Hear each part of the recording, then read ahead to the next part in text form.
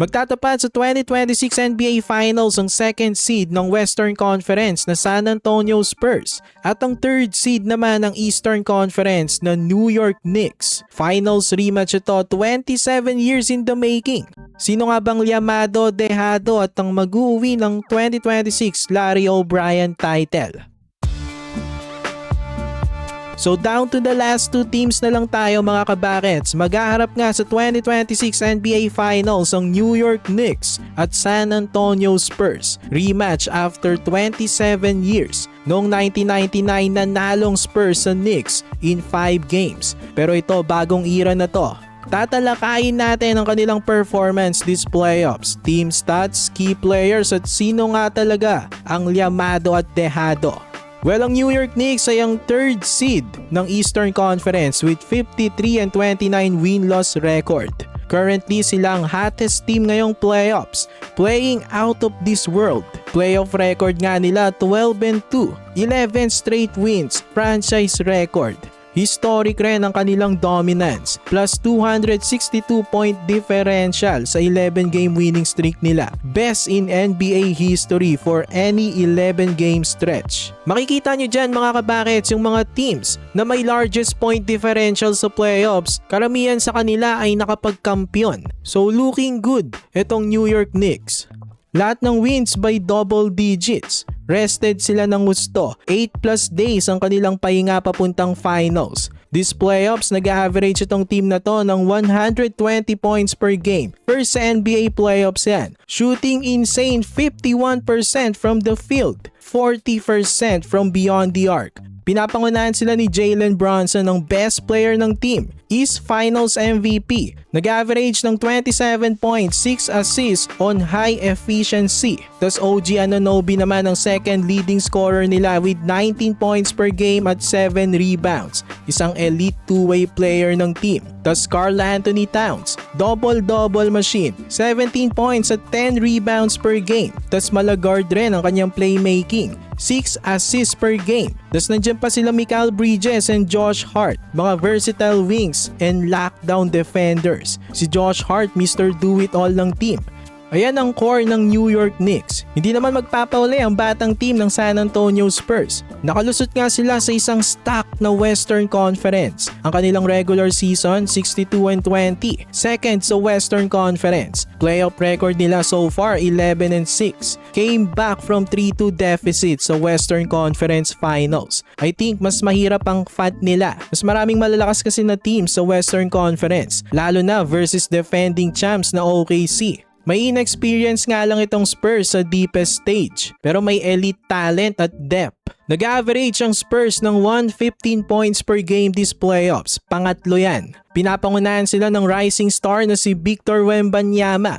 23 points at 11 rebounds per game this playoffs. The second best player ng team, De'Aaron Fox. 19 points per game at 6 assists. Marami pa silang young guns, Stephen Cassell, Dylan Harper, Julian Champagnie, Devin Vassell at Keldon Johnson. Saganang-sagana nga sa mga young guns na may matataas na potential itong Spurs. May mga veterans pa sila na sila Harrison Barnes at Luke Cornett. Malalim-lalim nga itong lineup ng Spurs. Major matchups naman, Victor Wembanyama versus Karl Anthony Towns. I think pahihirapan ni Wemby ang front courts ng Knicks. Kailangan magpatuloy ang ganda ng nilalaro ni Towns. Ang kagandahan kay Towns kapag pumapasok ang kanyang tres, parati niyang madadala sa labas itong si Wemby at magkakaroon ng opportunity si Bronson at ang Knicks maka-atake sa loob. Pero hindi kakayanin ni Towns depensa nitong si Wemby. Hindi siya kilalang defensive player. Pero this playoffs, I think nag-improve naman ang defense ni Towns. So let's see kung anong magagawa niya dito kay Wemby. Malaking tulong sana si Mitchell Robinson kung maglalaro siya. Mas magaling dumipensa ito kay Cat. Pero masyadong mataas pa rin talaga si Wemby, 7'5". Pero at least meron sanang backup big itong Knicks. Hindi pa alam kung kailan maglalaro si Mitchell Robinson. Nagtamo siya ng broken right pinky. Napakatindi naman ng matchup sa guard spot. Jalen Brunson versus De'Aaron Fox.